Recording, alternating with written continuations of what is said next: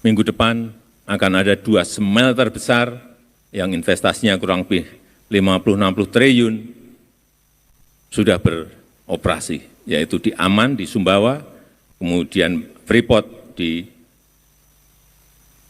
Gresik.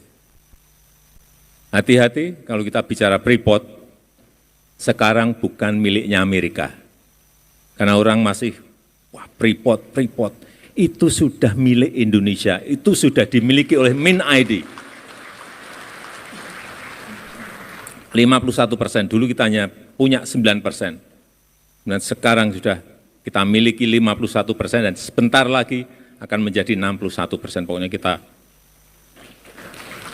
terus ambil. Pada posisi normal, pada posisi dunia normal, kita tidak mungkin melakukan ini. Pasti akan dicegat oleh negara-negara maju. Pasti itu. Bahkan waktu akan mengambil Freeport saja, banyak yang membisiki kepada saya, Pak, hati-hati, Papua bisa lepas. Pak, hati-hati, Bapak bisa digulingkan. Pak, hati-hati. Jadi hilirisasi ini bukan barang yang gampang. Karena Freeport sendiri sudah 55 tahun beroperasi, nggak pernah mau membangun yang namanya smelter. Karena yang di sana itu bukan hanya tembaga. Ada barang yang lain yang harganya lebih tinggi, yaitu emas.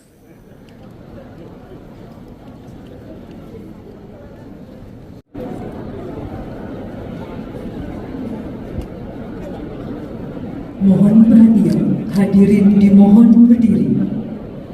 Presiden Republik Indonesia tiba di tempat acara.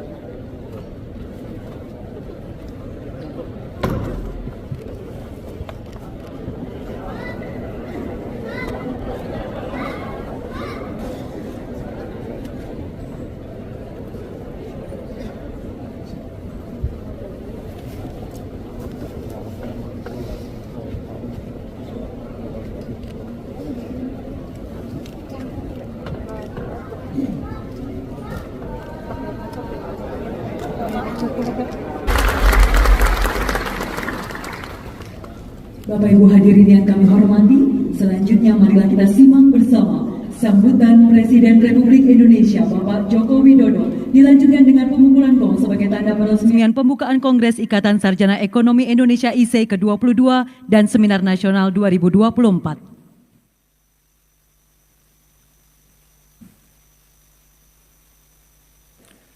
Bismillahirrahmanirrahim. Assalamualaikum warahmatullahi wabarakatuh. Selamat siang, salam sejahtera bagi kita semuanya. Om Swastiastu, Namo Buddhaya, salam kebajikan. Yang saya hormati Menteri Sekretaris Negara, Pak Wamen BUMN, yang saya hormati Bapak Kapolri yang juga hadir pada siang hari ini, yang saya hormati Gubernur Bank Indonesia sekaligus Ketua IC,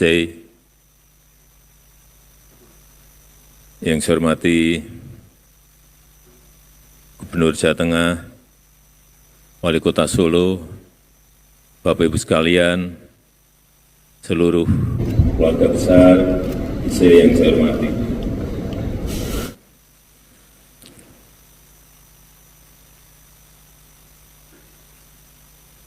Saya melihat IC ini uangnya banyak.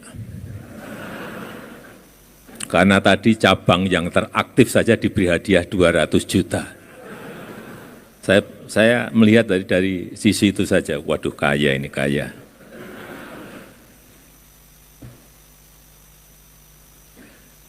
Bapak Ibu sekalian yang saya hormati,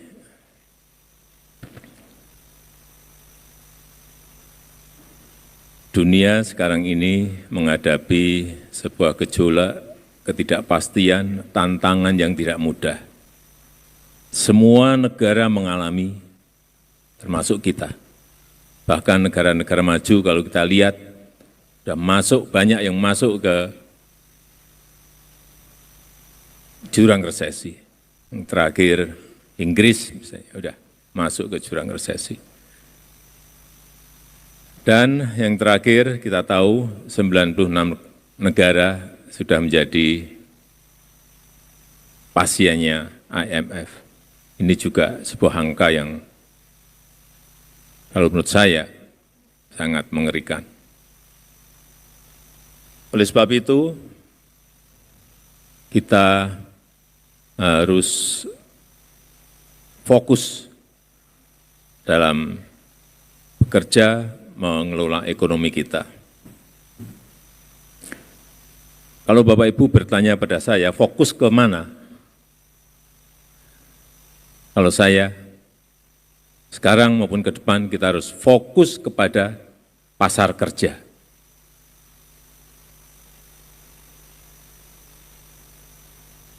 Karena ke depan terlalu sedikit peluang kerja untuk sangat banyak tenaga kerja yang membutuhkan. Too few jobs for too many people. Ini yang harus kita hindari. Sehingga menurut saya, jangan sampai kita terlalu larut dengan situasi global meskipun kita ikuti. Jangan terlalu kita terbawa oleh skenario ekonomi global meskipun kita juga harus selalu melihat angka-angka dan mengkalkulasi dengan perhitungan-perhitungan yang cermat. Karena kita tahu nanti 2030-an kita akan mendapatkan bonus demografi. Bisa menjadi sebuah kekuatan, tapi bisa menjadi beban.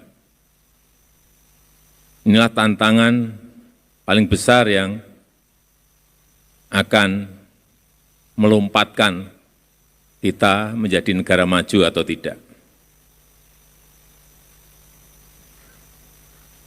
Sehingga sekali lagi bonus demografi ini membutuhkan pembukaan kesempatan kerja yang sebesar-besarnya. Padahal saat ini untuk membuka lapangan kerja, itu kita menghadapi tantangan yang sangat-sangat berat. Semua negara mengalami tantangan ini. Yang pertama, tantangan yang pertama, perlambatan ekonomi global.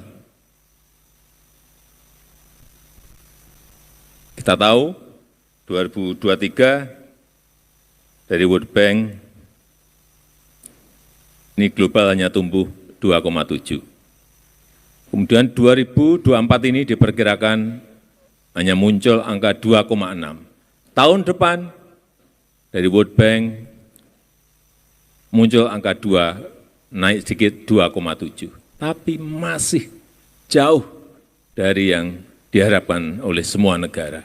Dan kita, tadi seperti disampaikan oleh Bapak Ketua Umum, bisa tumbuh di 5, kurang lebih 5,1. Ini sebuah hal yang patut kita syukuri karena ekonomi global hanya tumbuh 2,6, 2,7.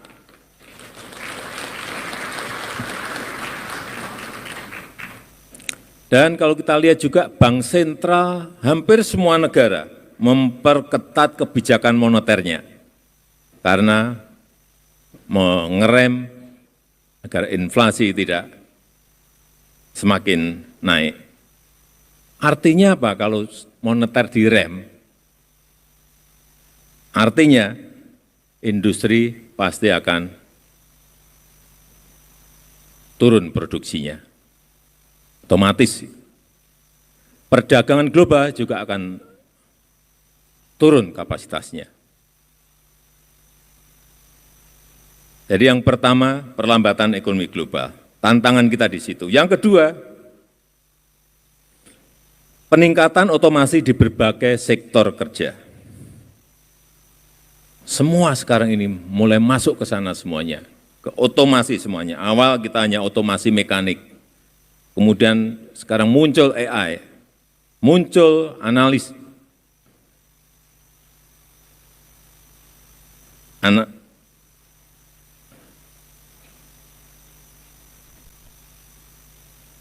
muncul otomasi analitik.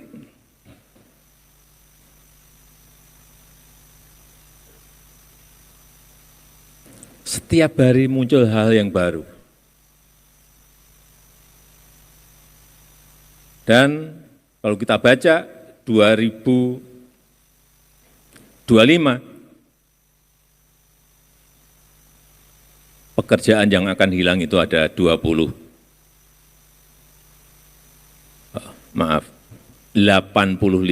juta.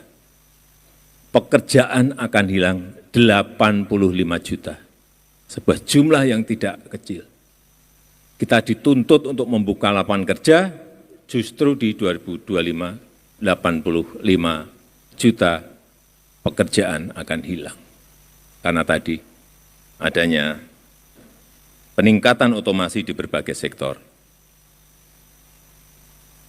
Yang ketiga, yang pertama perlambatan ekonomi global, yang kedua peningkatan otomasi, yang ketiga gig ekonomi. Hati-hati dengan ini, ekonomi serabutan, ekonomi paruh waktu. Kalau tidak dikelola dengan baik, ini akan menjadi tren. Perusahaan lebih memilih pekerja independen. Perusahaan lebih memilih pekerja yang freelancer. Perusahaan lebih memilih kontrak jangka-jangka pendek untuk mengurangi risiko ketidakpastian global yang sedang terjadi. Ini trennya kita lihat menuju ke sana. Dan yang bekerja itu bisa bekerja di sini, bisa bekerja di negara lain.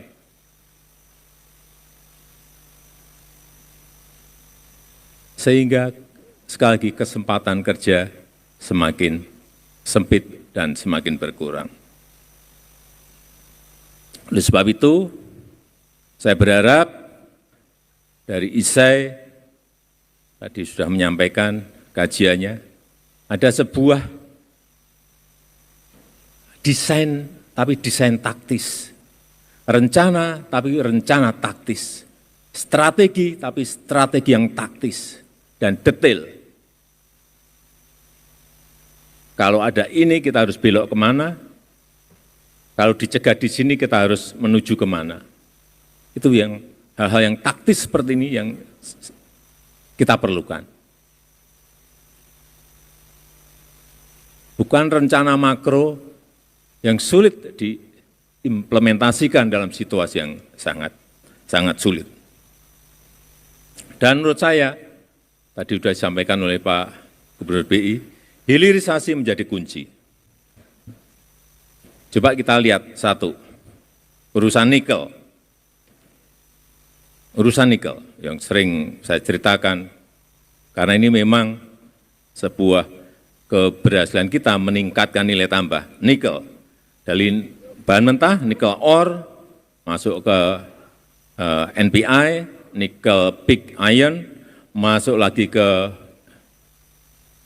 nikel matte, kemudian masuk ke stainless steel. Dan masuk ke turunan-turunan baik garpu, sendok, jarum suntik, dan ratusan turunan lainnya yang ini masih dalam proses semuanya, tetapi paling tidak sekarang kita sudah sampai ke stainless steel. Kemudian yang nikel ore ada lagi nikel ore ke smelter, ke HPAL, ke prekursor, ke cathode, kemudian masuk lagi ke baterai sel.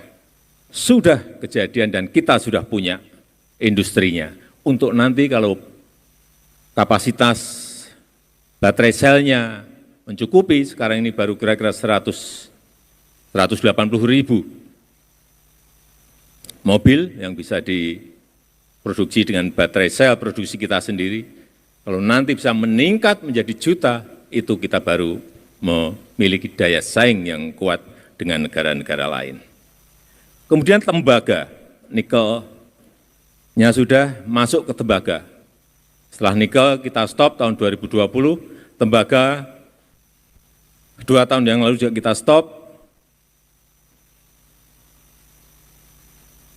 Minggu depan akan ada 2 smelter besar yang investasinya kurang lebih 50-60 triliun sudah beroperasi, yaitu di Aman di Sumbawa, kemudian Freeport di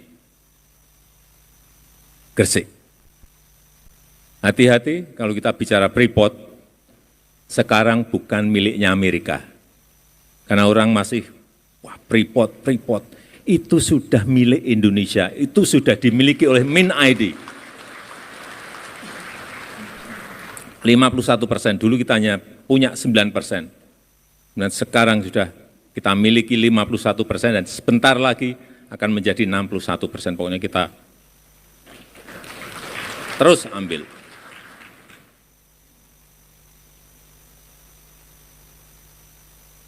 Dari tembaga, yang saya lihat di lapangan tembaga menjadi barang-barang yang sudah jadi, copper foil, kabel, rangka mobil, dan yang ketiga, boksit. Hilirisasi di boksit. Sudah jadi yang satu di Bintan, kemudian minggu depan saya juga akan resmikan di Mempawah, di Kalimantan Barat. Jadi lagi satu, berarti ada 2. Dari sini nanti akan jadi yang di Mempawah ini miliknya BUMN. Akan jadi aluminium, velg mobil, bodi pesawat, semuanya. Bapak Ibu sekalian yang saya hormati, pada posisi normal, pada posisi dunia normal, kita tidak mungkin melakukan ini. Pasti akan dicegat oleh negara-negara maju. Pasti itu. Bahkan waktu akan mengambil Freeport saja, banyak yang membisiki kepada saya, Pak, hati-hati, Papua bisa lepas. Pak, hati-hati, Bapak bisa digulingkan. Pak, hati-hati. Jadi hilirisasi ini bukan barang yang gampang. Karena Freeport sendiri sudah 55 tahun beroperasi, nggak pernah mau membangun yang namanya smelter.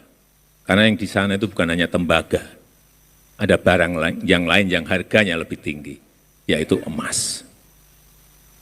Nah, nanti kita punya smelter sendiri di Gresik, tahu kita berapa ton emas setiap tahun yang hilang dari tanah air Indonesia selama 50-an tahun. Perkiraan saya per tahun mungkin 40 sampai 50 ton. Baru perkiraan, nebak-nebak.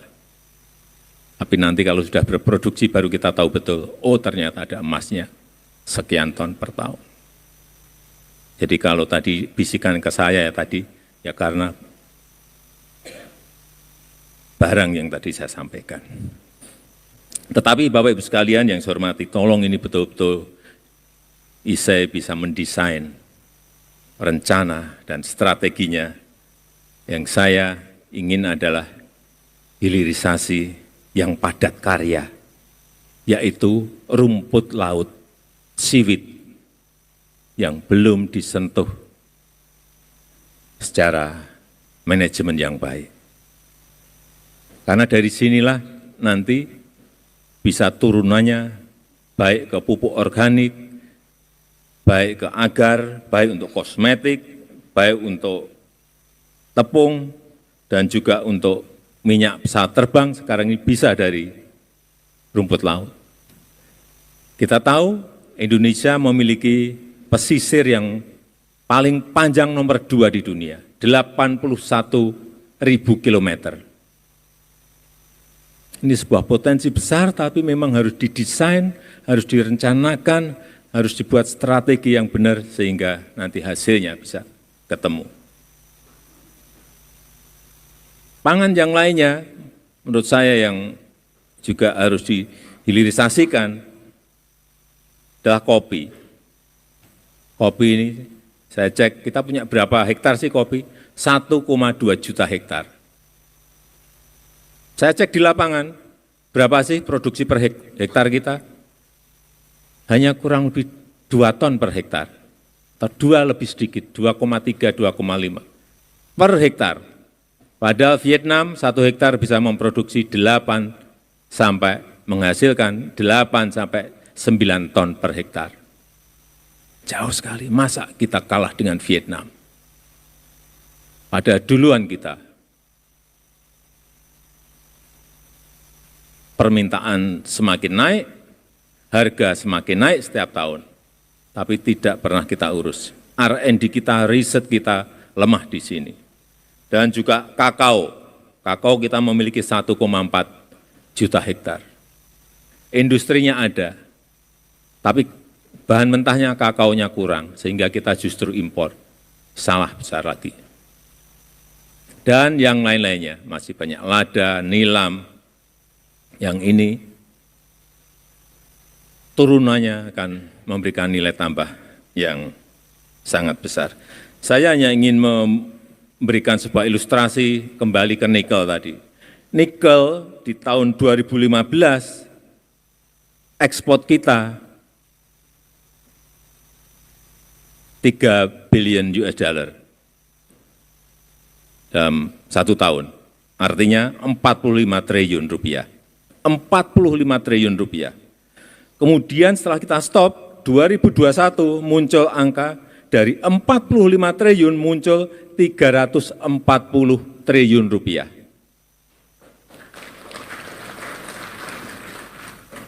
...2022 muncul 520 triliun rupiah. Dan 2023 muncul angka 520 triliun rupiah.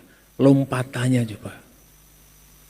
Ada yang menyampaikan pada saya, Pak, itu yang menguntungkan perusahaan, Pak. Rakyat dapat apa? Jangan keliru. Kita pungut pajak dari sana, pajak perusahaan, pajak karyawan, biaya ekspor, pajak ekspor, biaya keluar, belum PNBP-nya, penerimaan negara bukan pajak. Sangat besar sekali. Saya berikan ilustrasi saja untuk minerba, tidak hanya nikel, tapi minerba. Di 2015, penerimaan negara bukan pajak, kita memperoleh 29 triliun rupiah. 2023, kita mendapatkan PNBP-nya 172 triliun. Dari 29 melompat ke 172 triliun. Untuk pajaknya saya belum mendapatkan secara detail. Tapi saya yakin juga akan melompat berkali-kali. Saya rasa penting sekali masukan, input, desain, rencana, dan strategi yang dirumuskan oleh ISEI dalam kongres ini dan menjadi pegangan bagi pemerintah ke depan, bukan pemerintah saya lagi, pemerintah ke depan, karena sebulan lagi saya sudah pensiun, sehingga betul-betul arah menuju ke Indonesia emas itu betul-betul bisa kita raih dengan lebih cepat. Saya rasa itu yang ingin saya sampaikan, dan dengan mengucap Bismillahirrahmanirrahim, pada siang hari ini secara resmi saya buka Kongres Ikatan Sarjana Ekonomi Indonesia ke-22 dan Seminar Nasional 2024. Terima kasih. Wassalamualaikum warahmatullahi wabarakatuh. Selanjutnya pemukulan gong, mohon berkenan mendampingi Gubernur Bank Indonesia, Menteri, Sekretaris Negara, Kapolri, Penjabat Gubernur Jawa Tengah, dan Ketua Panitia.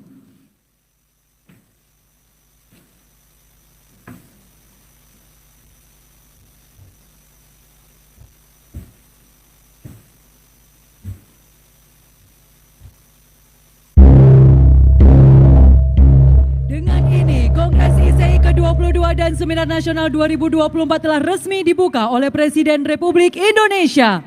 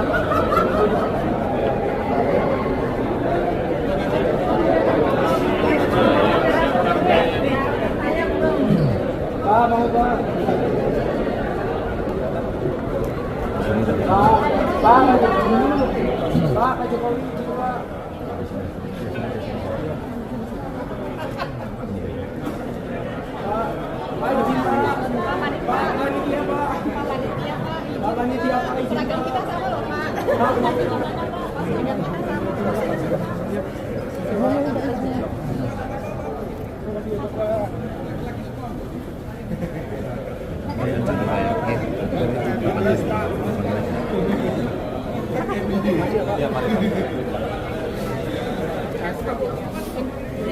Hilirisasi ini kan juga dimulai boksit. Tidak dapat kita, meskipun turunannya juga masih banyak yang perlu kita kejar. Kemudian yang kedua, boksit. Boksit sudah ada di Bintan dan ini akan mulai lagi berproduksi yang ada di Mempawah, Kalimantan Barat. Yang ketiga, tembaga. Freeport yang ada di Gresik dan Aman yang ada di Sumbawa sudah akan berjalan nanti minggu depan akan kita resmikan. Ini sebagai contoh.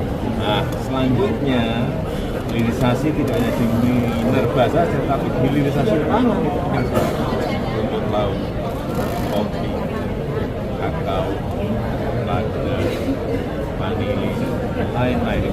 Harus semuanya memberikan nilai tambah yang tinggi bagi negara, bagi masyarakat. Saya rasa itu arah yang sama.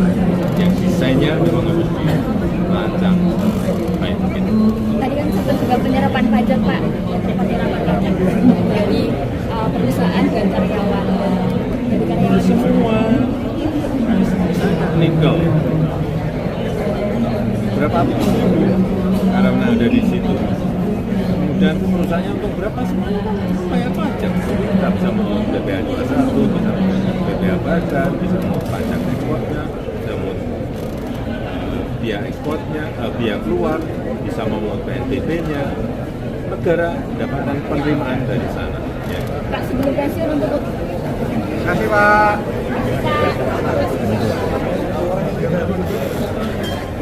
Terima kasih dulu, Pak, ya.